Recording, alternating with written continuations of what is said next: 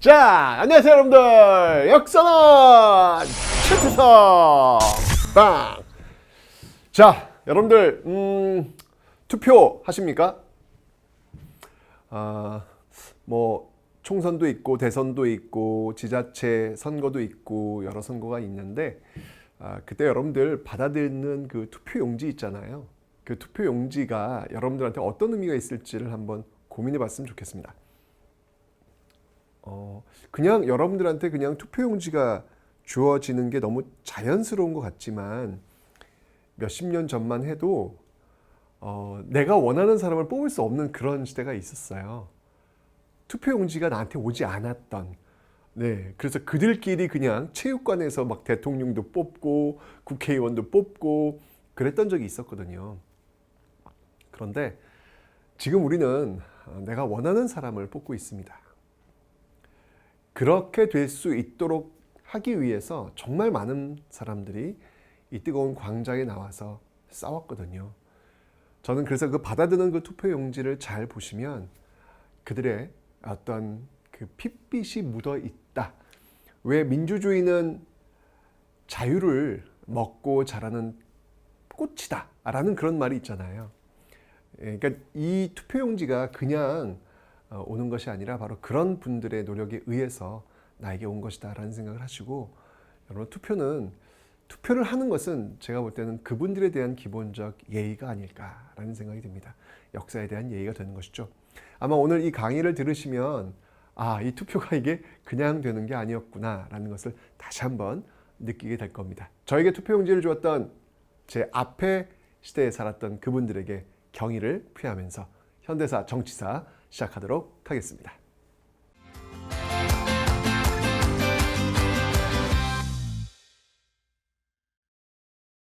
자, 먼저 여러분들 우리가 이 정치사를 공부할 때는 크게 두 개의 축이에요. 일단 개헌사, 이 헌법이 어떻게 바뀌었는지 그 개헌사를 따라서 한번 가볼 텐데, 사실 원래 이렇게 헌법은 잘 바뀌는 게 아닙니다.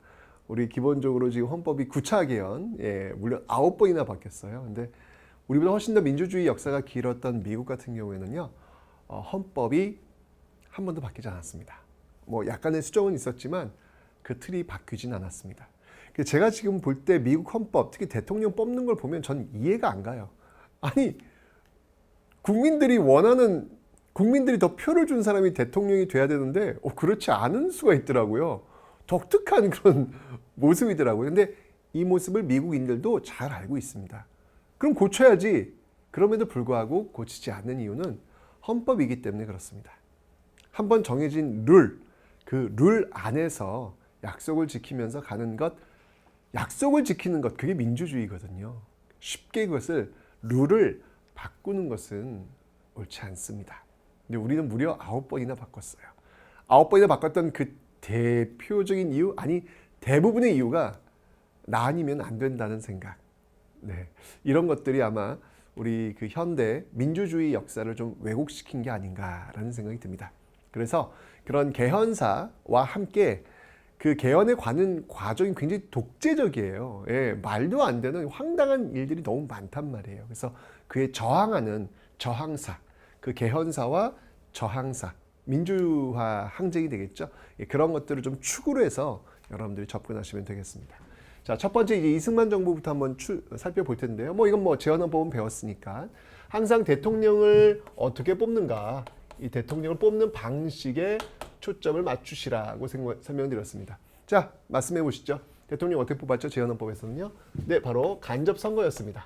간선에 의해서 대통령을 선출하고 있더라라고 설명드렸는데, 그러면 간접 선거면은 누가 뽑을까요? 그렇죠. 바로 국회가 뽑습니다. 국회가 이 대통령을 뽑는 그런 방식이다라고 설명드렸어요. 그런데 이때 이 초대 국회의 임기는 여러분들, 초대 국회 임기는 2년입니다. 4년, 원래 대통령의 임기도 4년, 그리고 국회의원의 임기도 4년, 4년이 맥시멈인데, 이들 국회는 지금 헌법을 만들기 위해서 만들어진 조직이었기 때문에 그게 그들의 임무였어요. 그래서 2년하고 다시 정상적인 4년 국회의원들을 뽑기로 했었습니다. 자, 이 국회가 했던 일들이 무엇이 있는지를 한번 좀 살펴볼 필요가 있어요. 이거 가끔 시험에 잘 나오기 때문에 요 국회, 이 재헌 국회가 했던 일이 무엇이 있을까? 자, 우선 여러분들 뭐 헌법을 만들었던 것은 뭐 기본적으로 여러분들이 아셔야 될 그런 내용들이고요. 그 다음에 또 어떤 것들이 있냐면, 네, 반민특위. 요 내용들 한번 보면요. 예, 반민특위. 친일파 처단이죠. 반민특위. 그 다음이 농지개혁. 이러한 활동들을 하고 있다. 이거 이제 배웠죠. 여러분, 대한민국이 이제 정부가 수립되고 제일 먼저 해야 될 것이 무엇인가를 할 때 이 내용이 나왔잖아요. 그죠? 그래서 일제 참사인데 뭐 반민특위는 뭐 실패했으니까 뭐 그건 좀 너무 아쉽고, 농지개혁 뭐 나름대로 성공을 거두었다. 이제 이렇게 볼 수가 있겠습니다. 네, 그래서 이런 것들을 활동을 했는데 바로 이렇게 이 국회에 의해서 어떤 정부? 네, 맞습니다. 바로 이승만 정부가 출범을 하게 되는 것이죠. 이승만 정부의 출범. 이승만 정부가 바로 이 재헌헌법에 의해서 출범하게 되었습니다. 물론 이때 이제 여러분들 김구를 중심으로 한 일부 임시정부 세력들은 바로 이 50총선에 참여하지 않았기 때문에 바로 이 정부 구성에는 들어가지 않습니다. 자, 그런데 시간이 흘러갔어요. 2년 됐습니다. 이제 총선을 치러야 됩니다. 근데 이때는 여러분들 50총선에 참여하지 않았던 그 임시정부 세력들, 이런 세력들도 대거 들어갑니다. 자, 뚜껑을 열었더니 어떤 결과가 나왔냐면 대박. 이승만을 지지했던 그 국회의원들이 대거 낙선되는, 떨어지는 그런 결과가 나온 거예요. 자, 그럼 여러분들 이제 다음 대통령은 이승만 대통령이 될 수 있을까 없을까? 없는 거죠. 그죠? 그럼 어떻게 해야 돼요? 그만두면 되는 거예요. 뭐 너무 당연한 거 아니야? 그게 약속이잖아. 그게 민주주의잖아요. 그죠? 여기서부터 이제 참 이게 단추를 잘못 끼워요. 그러니까 처음 하는 사람은 늘 중요한 게 단추를 잘 끼우는 게 참 중요합니다. 이게 될 수 없는 상황이 되니까 될 수 있도록 만들어냅니다. 그래서 헌법을 바꾸는 거예요. 이렇게 헌법 바꾸는 건 이거는 결국 건강한 모습은 아니거든요. 왜냐면 이게 사례가 되면 안 돼요. 이런 것들이. 자, 그러면서 헌법을 바꿔요. 자, 어떻게 바꾸냐면 이 간선제에서 뭘로 바꾸냐면 직선제로 바꿉니다. 직선제. 그러니까 국민이 직접 뽑는 직선제로 지금 바꿔내고 있더라라는 것이죠. 이게 이제 통할 수 있었던 건 뭐냐면 이때 당시가 여러분들 6.25 6.25 전쟁 중이었거든요. 여러분들 6.25 전쟁 중에는 장수를 바꾸지 않는다. 이거 통할 수 있잖아요. 그죠? 전쟁 중이니까. 그러면서 대통령제를 직선제로 바꿔놓게 됐는데 이걸 우린 뭐라고 하냐면 발췌개헌이라 그래요. 다른 말로 발췌라고 하는 거 아시죠? 여러분들 이렇게 하나씩 뽑아가지고 하는 거. 하여튼 의원 내각제건 대통령제건 좋은 조항들은 다 발췌해가지고 모아서 이제 만든 개헌이다라고 해서 1차 개헌을 발췌 개헌이라고 하는 겁니다. 근데 여러분들 지금 그러니까 국회의원들 대부분은 지금 야당 의원들인데 이거 찬성해 주겠냐고요. 당연히 안 하죠. 그런데 그 야당 국회의원들을 출근하고 있는 그 통근버스 있잖아요. 그 통근버스를 달랑 들어가지고 포크레인 동에 달랑 들어가지고 경찰서를 끌고 와서 어마어마한 협박을 해요. 그래서 이 개헌안을 통과시키도록 합니다. 통과시킬 때도 여러분들 이건 거의 공개투표야, 공개투표. 여기 정치 깡패들 깔아놓고요. 이걸 바로 우리는 이 부산 정치 파동이다라고 이야기하는 겁니다. 이렇게 무리수를 두면서 결국 이 개헌을 통과시키게 되었던 것이죠. 그게 바로 1차 개헌이 되는 겁니다. 첫 단추가 일단 잘못 끼워졌습니다. 물론 이제 당시가 전쟁 상황이었기 때문에 라고 하는 이야기를 할 수는 있겠지만 저는 그래도 민주주의를 하는 과정 속에서 이래서 안 되고 저래서 안 되고 저래서 안 되고 이래서 안 되면 그거는 계속해서 꼬리에 꼬리를 물면서 어떤 그 상식에 벗어난 그런 모습들이 자꾸 누적되는 게 아닌가라는 생각이 드는 것이죠. 자, 어쨌건 여러분 좋습니다. 네, 대통령제 2번 할 수 있어요. 4년 임기에서 한 번 선거 다시 나와서 다시 심판 받아가지고 다시 할 수 있어요. 미국식이에요, 여러분들. 미국도 그렇잖아요, 지금 그죠? 4년 하고 한 번 중간 선거, 한 번 선거 다시 하고 또 4년 하고 그죠? 이런 식인데 2번 됐잖아요, 이제 4년 했으니까 뭐 국회의원 임기만 2년이지 대통령 임기는 4년 맞거든요. 4년 했잖아요. 8년 했잖아요. 그죠? 자, 다 하셨습니다. 이제 이승만 정부 끝났습니다. 그죠? 그럼 어떻게 해야 돼요? 그만두면 돼요. 그만두면 되지. 다 했잖아, 지금. 헌법에 그렇게 나와 있으니까 약속을 지키면 되죠. 그죠? 그런데 여기서 또 이제 이게 나 아니면 안 된다는 이런 어떤 생각들, 이런 어떤 그러니까 민주주의가 아직 우리가 성숙하지 않다는 게 이제 이런 데서 나오는 거예요. 그죠? 이러면서 또 개헌을 해요. 이 개헌을 우리는 4.4.5입 개헌이다라고 하는데 이게 왜 그런지 설명드릴게요. 자, 이건 대통령을 어떻게 뽑냐면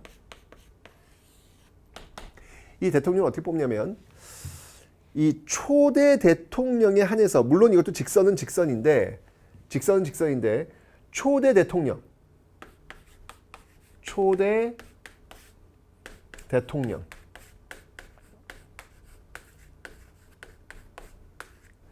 한해서 중임 제한을 철폐합니다. 중임 제한을 철폐하고 있습니다. 이게 무슨 말이냐면 여러분들 중임 제한이라고 하는 건 뭐냐면 대통령 선거에 한 번 나와서 또 대통령 되면 될 수 없다 그랬잖아요. 그 제한을 없애버린 거예요. 즉 초대 대통령은 죽을 때까지 대통령 선거에 나올 수 있는 개헌을 한 거예요. 대박. 좀 민망하지 않아요? 그것도 또 누구나 또 적용되는 것도 아니고 대통령은 언제나 뭐 대통령 선거에 나올 수 있다 뭐 이렇게 하는 것도 아니고 오로지 콕 집어가지고 초대 대통령에 한해서라고 이야기한 이 2차 개헌, 이걸 바로 이제 4.4.5입 개헌이라고 하는데 이유가 있어요. 이걸 왜 4.4.5입 개헌이라고 하냐면 이게 통과되겠냐고요, 이게. 이게 말이 안 되잖아요, 여러분들. 그죠? 이건 말이 안 돼요. 근데 개헌을 하려면 여러분들 그러니까 국회의원 정족수 3분의 2 이상이 찬성을 해줘야 돼요. 3분의 2 이상. 자, 그런데 이때 국회의원이 203명이었어. 그럼 203의 3분의 2를 계산해 보세요. 그러면 몇이 나오냐면 135.3333 나와요. 그러면 자, 203의 3분의 2 이상은 몇 표가 나와야 통과되는 겁니까? 135.333이니까 203의 3분의 2 이상이어야 돼요. 2 이상이어야 돼요. 그러면 당연히 이건 초등학교 때 이제 푸는 문제잖아요. 그죠? 136표가 나와야 찬성이 되는 겁니다. 그래 통과되는 겁니다. 203의 3분의 2 이상이니까 135.333이니까 3분의 2 이상이라고 했으니까 136표가 나와야 될 거 아니에요. 그죠? 근데 참 이게 우리도 정치사 보면 드라마틱해요. 예. 135표가 나왔네? 이게 한 표 차이로. 야, 어떻게 이럴 수가 있지? 아마 드라마 작가가 이렇게 쓰면 아마 욕먹을 거야. 야, 너무한다, 야. 이게 한 표 차이, 이게 뭐, 이게 이야기야, 왜 그래? 아마 그러지 않았을까라는 생각이 드는데, 진짜 그랬어요. 어쨌든 결론은 뭐냐면 부결됐어요. 135표니까 부결됐잖아요. 그런데, 부결됐어요. 예, 땅땅땅 쳤어요. 그런데, 갑자기, 모 대학의 교수가 땅 등장하더니, 4.4.5입이라고 하는 이유를 들면서, 사람은 소수점이 존재하지 않는다는 거예요. 소수점이 존재하지 않는다는 거예요. 소수점을 없애야 된다는 거야. 근데 그 소수점을 없애야 되는데 그때 들어가는 원칙이 4.4.5입이라는 거예요. 즉 4 이하는 버리고 5 이상은 올린다라는 그 반올림 법칙이 있잖아요. 그걸 들고 나온 거예요. 135.333에서 0.3이라고 하는 소수점은 사람에겐 존재하지 않는다. 사람은 오롯이 1, 2, 3, 4 이렇게만 사람 숫자가 존재한다.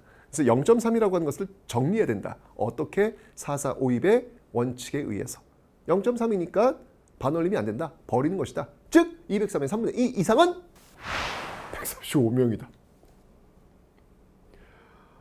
헐. 이게 배웠다는 사람들이 참 이러면 됩니까 이거 진짜? 그죠?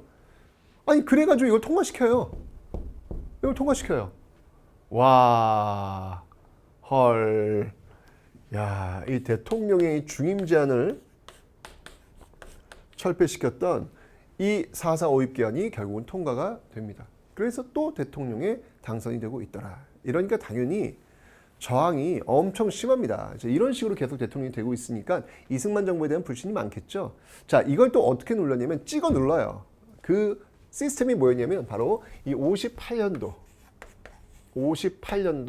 반공체제. 이 58년도 반공체제에 의해서 이 모습들을 지금 만들어내고 있더라라고 하는 거예요. 자, 어떻게 되는 거냐면 여기서 이제 여러분들 그러니까 말을 안 들어? 너 빨갱이지. 이걸 이렇게 나오는 거예요. 이렇게. 그래서 이때 만들었던 그 법이 있는데 이 법이 바로 신국가보안법이라는 겁니다. 신국가보안법. 신국가보안법.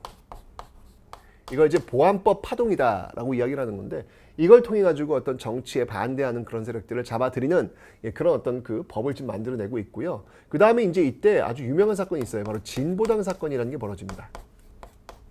이 진보당 사건이 무엇이냐면 이 진보당 당수가 누구냐면 이 조봉암이라는 당수예요.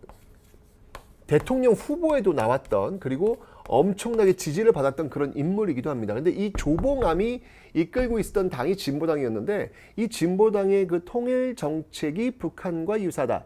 그러니까 너희는 빨갱이다. 뭐 이렇게 되면서 대통령 후보로 나왔던 조봉암을 사형을 시켜요.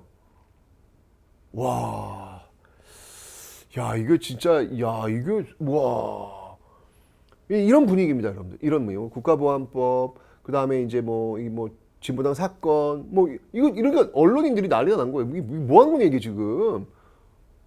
대표적인 그 신문이 뭐 경향신문이었거든요. 아주 대표적인 어떤 그 비판을 했던 그런 날선 그런 신문이었는데, 그럼 어떻게 해요? 없어요. 이런 식이에요. 네, 경향신문 폐간. 경향신문 폐간. 이런 모습들로 58년도 이후에 이 시스템을 이런 식으로 지금 만들어가고 있다. 이걸 우리는 반공체제다라고 하는 거예요. 그런 과정 속에서, 이런 분위기 속에서 이제 1960년도 대선이 또 열립니다. 역시 이 4.4 오입개헌에 의해서 이승만 대통령은 또 그 대통령 선거에 나올 수가 있었겠죠. 어떤 일이 벌어질지 다음 챕터에서 보도록 하겠습니다.